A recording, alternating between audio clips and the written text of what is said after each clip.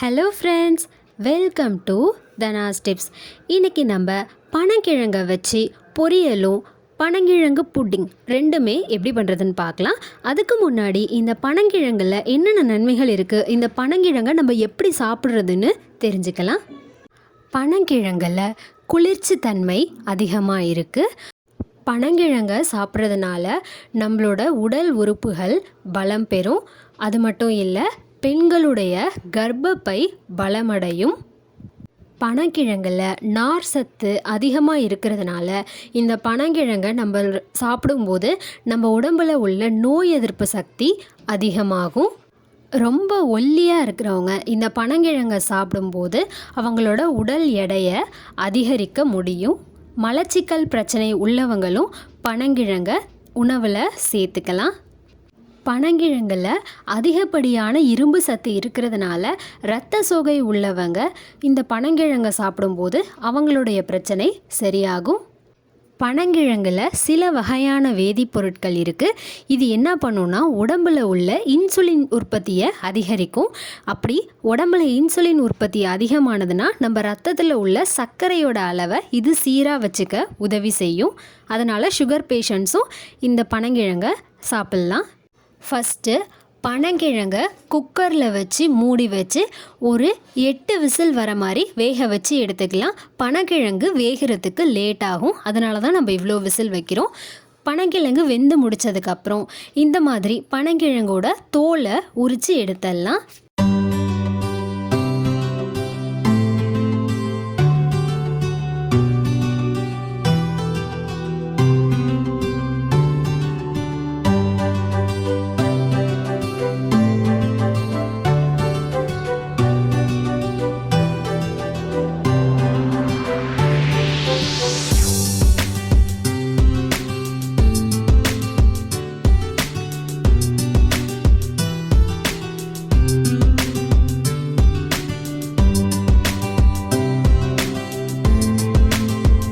பனங்கிழங்கை வேக வச்சு தோல் உரித்து முடித்தாச்சு. அடுத்து பனங்கிழங்கோட தலைப்பகுதியை கட் பண்ணிவிட்டு பனங்கிழங்கை 2ஆக பொளந்து எடுத்தோன்னா நடுவில் குருத்துன்னு ஒன்று இருக்கும், அதை தூக்கி எறிஞ்சிருங்க. இதுதான் அந்த குருத்து. இப்போ பாருங்கள், அடுத்த பனங்கிழங்கை நான் கட் பண்ணி காமிக்கிறேன்.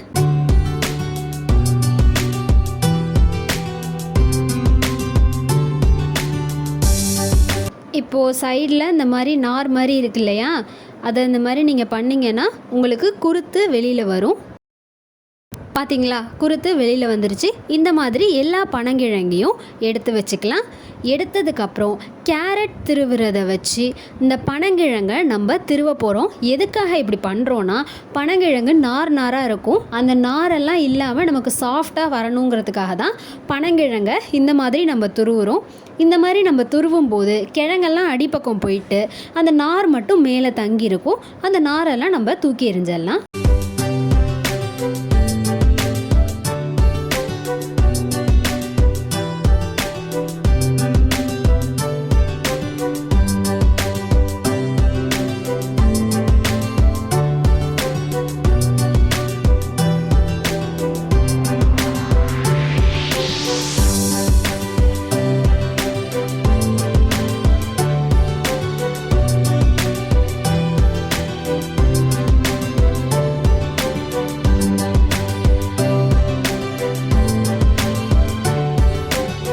நம்ம வேக வச்ச பனங்கிழங்கை ஃபுல்லாக இந்த மாதிரி துருவி வச்சாச்சு. இதெல்லாம் நம்ம துருவினது போக மிச்சம் இருக்கிற தோல் நார் தான். இதை நம்ம தூக்கி எறிஞ்சிடலாம். நம்ம துருவி வச்ச பனங்கிழங்கை 2ஆக பிரித்து எடுத்துக்கலாம். பனங்கிழங்கை ஒரு பொரியலாவோ இல்லை புட்டிங்காவோ செஞ்சு சாப்பிட விரும்பாதவங்க சில பேர் பனங்கிழங்கை சும்மாவே சாப்பிட்ணுன்னு நினைப்பீங்க. அந்த மாதிரி சாப்பிட நினைக்கிறவங்க பனங்கிழங்கை ஃபஸ்ட்டு வேக வச்சு எடுத்துக்கோங்க. வேக வச்சு முடித்ததுக்கப்புறம் தலைப்பகுதியை கட் பண்ணிவிட்டு பனங்கிழங்கை 2ஆக பிளந்து நடுவில் உள்ள அந்த தண்டை தூக்கி எறிஞ்சிருங்க. தண்டை தூக்கி எறிஞ்சதுக்கப்புறம் பனங்கிழங்கை உங்களால் ஈஸியாக உடைக்க முடியும். பாருங்கள், இந்த மாதிரி உடச்சி எடுத்ததுக்கப்புறம் இது உள்ளக்குள்ளேயும் ஒரு தோல் மாதிரி ஒரு லேயர் வருது பார்த்தீங்களா, இந்த லேயரையும் உரித்து எடுத்துருங்க. உரித்து எடுத்ததுக்கப்புறம் பனங்கிழங்கை இந்த மாதிரி சின்ன சின்ன பீசஸாக கட் பண்ணி எடுத்துக்கோங்க.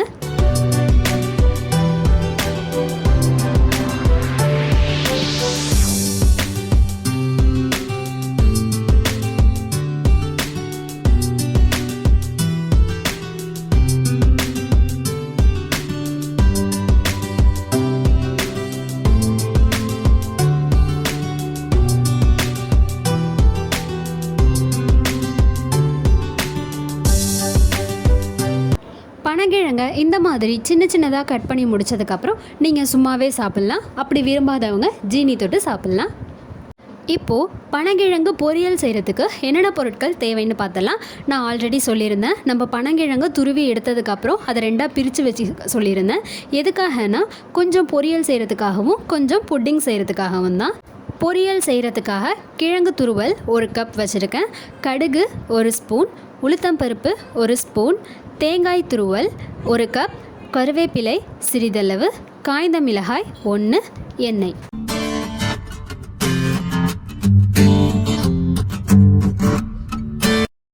கடாயில் 1 ஸ்பூன் எண்ணெய் விட்டுக்கலாம். எண்ணெய் நல்லா காஞ்சதுக்கப்புறம் கடுகு, உளுத்தம்பருப்பு, காய்ந்த மிளகாய் சேர்த்துட்டு வறுத்து எடுத்துக்கலாம்.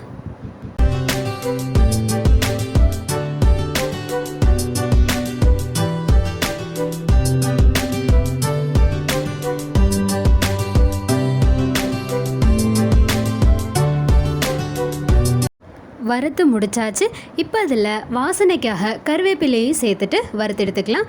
கருவேப்பிலை சேர்த்ததுக்கப்புறம் நம்ம துருவி வச்ச கிழங்கு துருவலையும் சேர்த்துட்டு ஒரு 2-3 நிமிஷத்துக்கு நல்லா வதக்கிக்கலாம். அடுப்பு மிதமான சூட்லேயே வச்சு வதக்கிக்கோங்க. வதக்கும் போது நமக்கு தேவையான அளவு உப்பு சேர்த்துட்டு வதக்கி விட்டுக்கலாம்.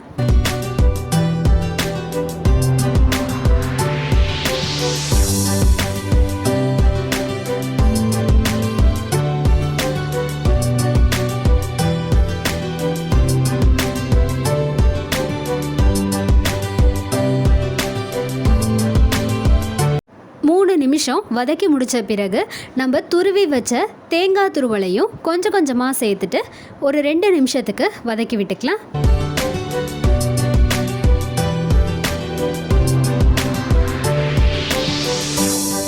இப்போது பனங்கிழங்கு பொரியல் தயாராகிடுச்சு.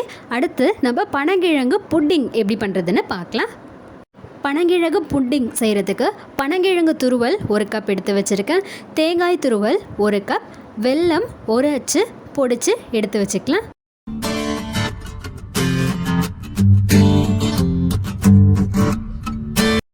பனங்கிழங்கு துருவலை ஃபஸ்ட்டு ஒரு பவுலில் சேர்த்துக்கலாம். அதுக்கப்புறம் நம்ம துருவி வச்ச தேங்காயை இதில் சேர்த்துட்டு நம்மளோட தித்திப்பு தன்மைக்கு ஏற்ற மாதிரி வெல்லத்தை இதில் ஆட் பண்ணிக்கலாம். ஆட் பண்ணிவிட்டு நல்லா மிக்ஸ் பண்ணி விட்டுக்கலாம். நான் 1 அச்சு வெல்லம் பொடிச்சு வச்சு எடுத்துக்க சொன்னேன். இது 1 அச்சு வெல்லத்தையும் அப்படியே இதில் சேர்க்காமல் கொஞ்சம் சேர்த்துட்டு நல்லா மிக்ஸ் பண்ணி விட்டு உங்களுக்கு அந்த டேஸ்ட் போதுமான்னு பார்த்துட்டு அதுக்கப்புறம் ஆட் பண்ணிக்கோங்க. இப்போது பனங்கிழங்கு பொரியல், பனங்கிழங்கு புட்டிங் 2மே தயாராகிடுச்சு. ஹெல்த்தியான ஃபுட்ஸ் தான். ட்ரை பண்ணுங்கள். ட்ரை பண்ணிவிட்டு எப்படி இருக்குன்னு கமெண்ட் பண்ணுங்கள்.